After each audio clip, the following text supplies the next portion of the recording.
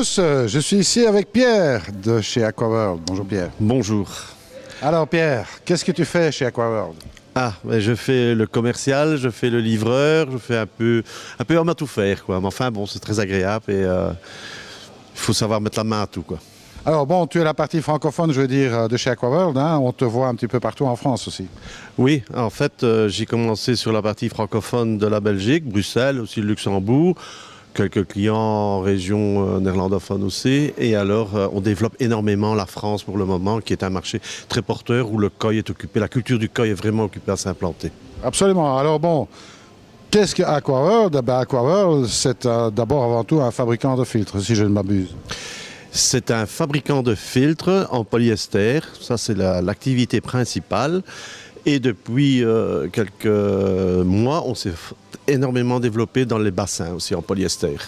Donc les bassins enterrés et maintenant de plus en plus de gens demandent des bassins extérieurs. Donc on a des bassins qui vont jusqu'à 4 mètres de long sur 1 mètre d'auteur et 1,50 m de largeur. Tout ça autoportant, bien sûr. En autoportant, bien sûr. Important de le préciser, parce que sans quoi, il y a de petites surprises, hein? Oui, mais enfin, quand on les décharge du camion, on sait bien lequel est autoportant et celui qui n'y est pas. Ça se voit tout de suite au poids et à la structure du bassin. Alors ici, on est dans le cadre en fait de journée porte ouverte, hein. C'est bon ici un petit peu la fin, hein, je veux dire. Donc on a un petit peu plus de temps tous les deux. Oui. Donc alors, ce que je vous propose, c'est de découvrir un petit peu, pour ceux qui ne connaissent pas, bien entendu, la gamme de chez Aquaworld, parce qu'il y a beaucoup de choses à raconter. Disons que la gamme est en pleine expansion. Nous-mêmes, la société grandit, la gamme grandit avec. Ce sera l'occasion de vous montrer aussi un petit peu les nouveautés qui vont arriver pour 2017. Eh bien, restez avec nous, on va regarder ça. Alors, première gamme ici, Pierre, on a le Blaster. Oui, mais comme je vous ai expliqué tout à l'heure, je vous ai dit que nos filtres étaient en polyester, sauf le Blaster. Donc le Blaster, lui, c'est un module, c'est du injecté. Nous sommes propriétaires des moules. L'avantage de cette gamme-là, c'est qu'elle est évolutive. Un client qui vous achète un premier module pour un bassin de 5000 litres et par la suite, il veut agrandir son bassin ou il veut une filtration plus grande, il peut racheter un deuxième module et agrandir sa filtration. Alors moi, je peux te dire une chose, Pierre, pour avoir connu le démarrage du Blaster, eh bien, c'est un filtre qui marche très bien, déjà d'une part. Hein. Ici, on voit le module simple, hein. Ça va pour une capacité de combien, ça? Le Quadro, je parle toujours en koi, qui est le minimum, 5000 litres. 5000 litres. Et puis alors, évidemment, on a le système à deux blasters, on va dire, hein, Ouais. voire 3 blasters qui vont monter jusqu'à quel... Le 3 Blaster, on va monter dans les 20 000 facilement. Et on peut mettre plus encore. On peut aller jusqu'à 4 chambres, 5. C'est évolutif à... Bon, maintenant, il faut la place pour le mettre aussi. Hein. Alors moi, ce que je conseille, c'est plutôt que d'en mettre 4 ou 5, c'est de faire plutôt 2 lignes. Parce que 2 lignes, c'est toujours plus productif qu'une seule. Exactement. L'avantage aussi, c'est que comme tous ces filtres sont montés chez nous, si un client dit « Ah, mais moi, je veux une sortie de 60 au lieu d'une sortie de 50 ou une 110 », c'est pas de problème, nous, on s'est adapté. On veut une entrée en haut, une entrée en bas, on peut faire ce qu'on veut avec ça. Et sur les couvercles, on peut venir adapter les UV aussi. Absolument. Donc, la gamme Blaster, un des must, je dirais, de chez Aquaworld, hein, mais il y en a d'autres. Oui, il y en a d'autres, ça, on va les voir après. Hein. Allez, suivez-nous. Alors, bien sûr, le bassin, il n'y a pas que des grands bassins, il y a aussi des tout petits bassins. Alors aussi, on a un filtre adapté.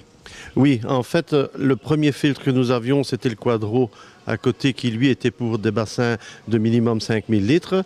Mais comme je vous ai expliqué, nous développons aussi notre gamme de bassins en polyester. Et là, le plus grand fait 6000, mais on en a beaucoup qui font 250 litres, voire 1000 litres, voire 1500. Et on nous a dit, oui, mais vous n'avez pas de filtre. Donc, on a créé le petit duo qui est ici, qui est un bassin pour aller 2000 litres avec les koi, quoi. Un filtre. Un filtre qui peut aller pour des 2000 litres, quoi, à koi. Ça, c'est idéal pour un jeu d'eau ou des petites fontaneries ou des choses. Oui, pour tous les petits bassins en polyester qui existent. Hein. Maintenant, quand je vous dis 2000, si maintenant on ne met que des petits poissons rouges dans un bassin, on peut monter jusqu'à 3000, 4000 litres maximum. Alors ici, on voit Quattro, évidemment, avec un UV qui est installé sur le couvercle. Oui, avec un UV qui est installé sur le couvercle. Et ce sont les couvercles que nous utilisons pour ce modèle-là ou pour les blasters. Maintenant, vous avez toujours la possibilité aussi, je vais peut-être vous le montrer, ici sur un... Voilà, il y a aussi ce type de couvercle qui représente pour les petits, le duo, mais ça peut aussi aller sur On peut en mettre 2 et sur tous les modèles Eduna Upfloat, on peut mettre ces couvercles qui sont de petite taille pour une chambre. L'avantage de ce couvercle, c'est qu'il est aussi en polyester et il peut être gravé avec le nom du magasin. Ça, c'est très important. Alors maintenant, gamme suivante, on est sur le Eduna. Les Eduna. Les Eduna, ce sont les premières entrées de gamme. À part le modèle Quadro qu'on a vu qui est un peu spécial, les Eduna se calculent toujours en chambres. Donc on va commencer ici avec un 3 chambres, et puis vous avez un 4, puis 5, et voilà 6 chambres. La particularité de tous ces filtres, c'est aussi le système des vannes de purge qui sont en dessous. Elles sont coniques et elles sont individuelles par chambre.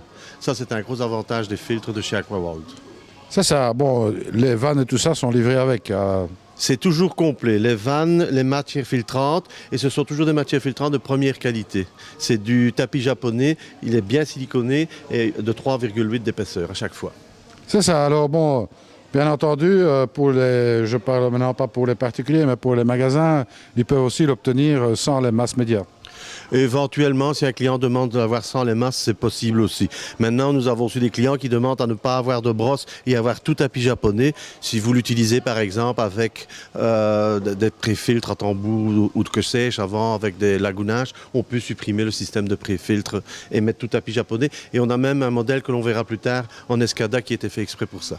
Alors ici, on est évidemment sur un passage de chambre qui est simple, hein, on va dire, mais il existe aussi dans la gamme un système d'upflow.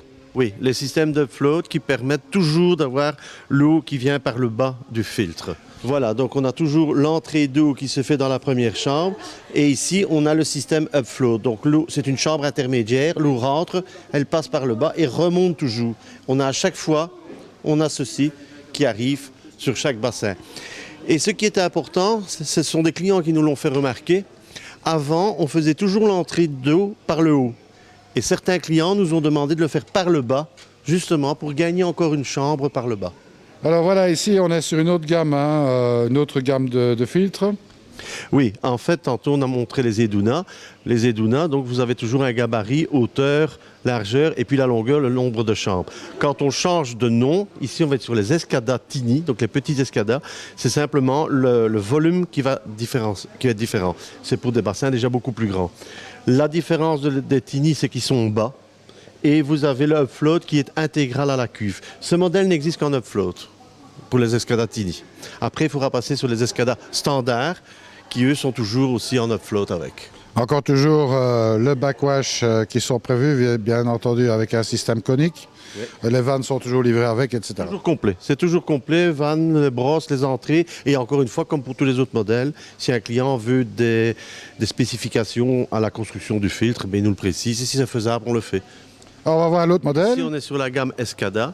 Naturellement, ici, on monte pour des bassins à partir de 25 000 et on va monter jusqu'à des 75 000 litres dans les modèles Escada parce que, encore une fois, ça se calcule en chambre.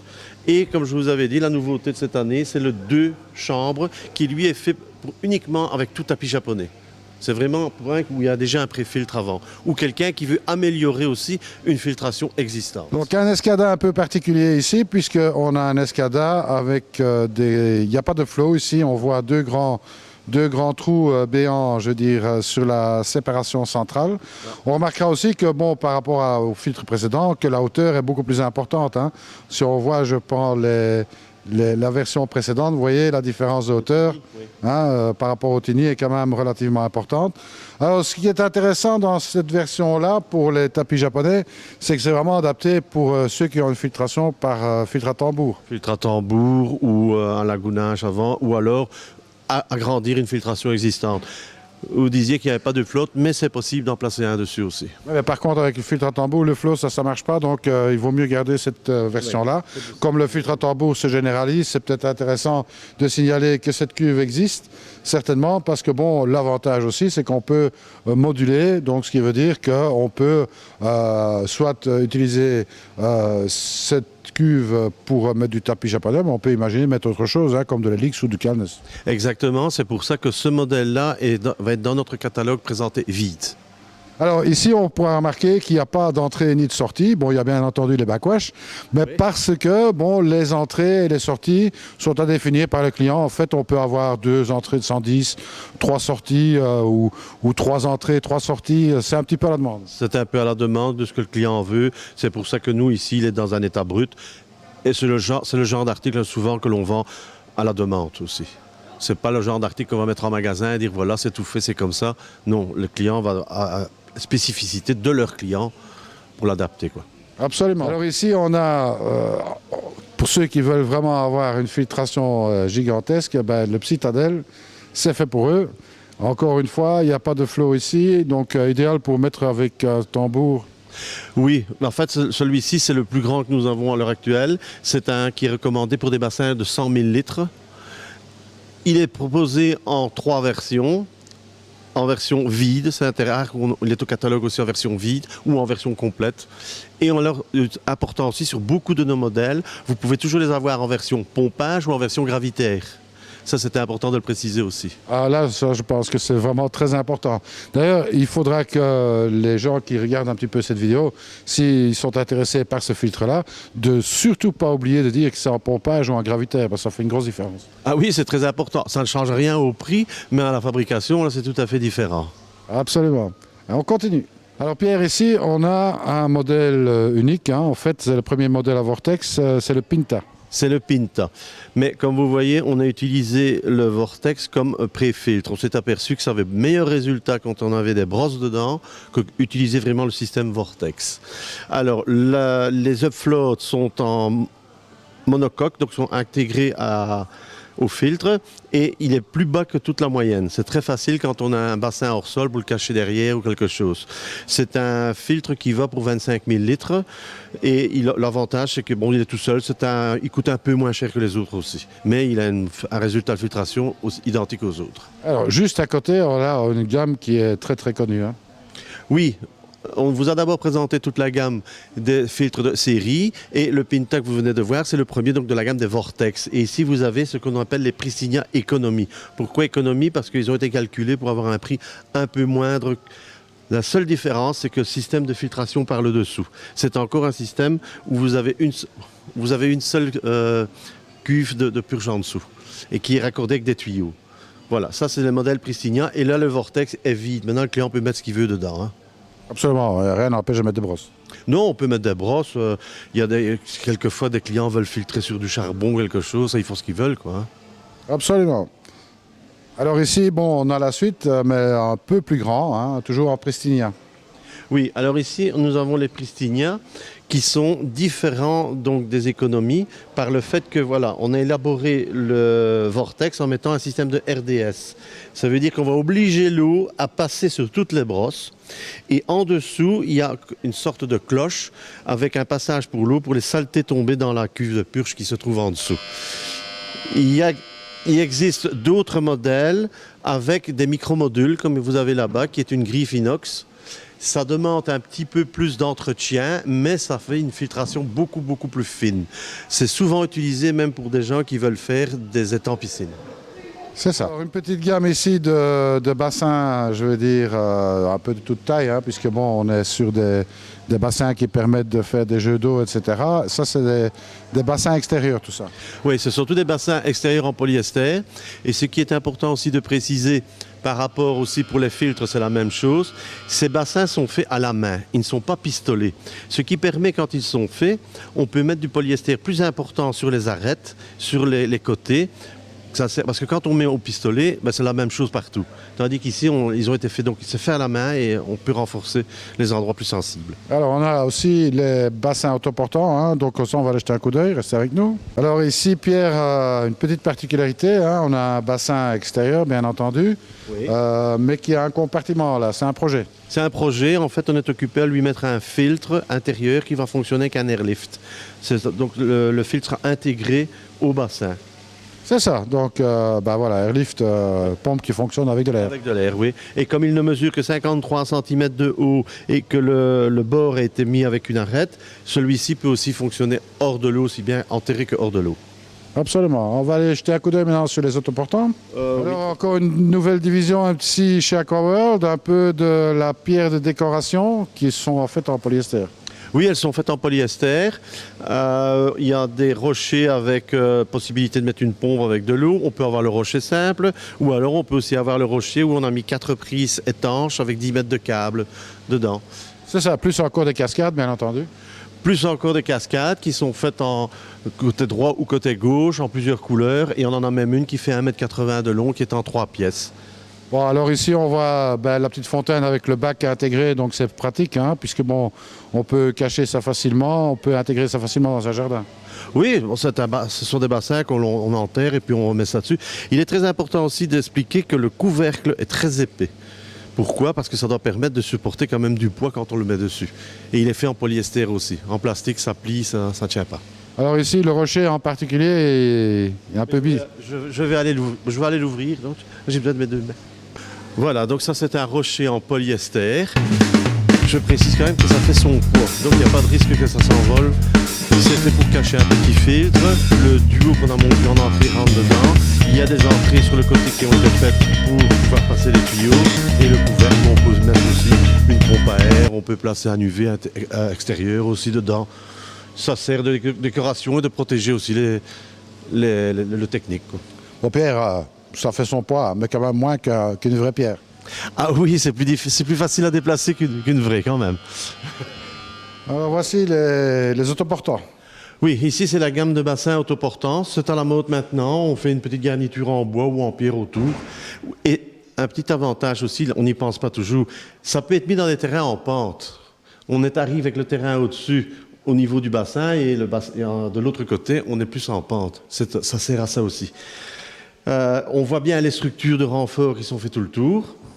J'aime autant vous dire que ce n'est pas le même poids que les autres. On a déjà 3 modèles comme ça. Celui-là, c'est le plus grand, c'est le 6000 litres. C'est un 4 mètres par 1,50 m par 1 mètre de profondeur. Voilà, donc ça, ce sont les autoportants. Et maintenant, on a aussi les bacs de mesure pour les coils, en polyester aussi.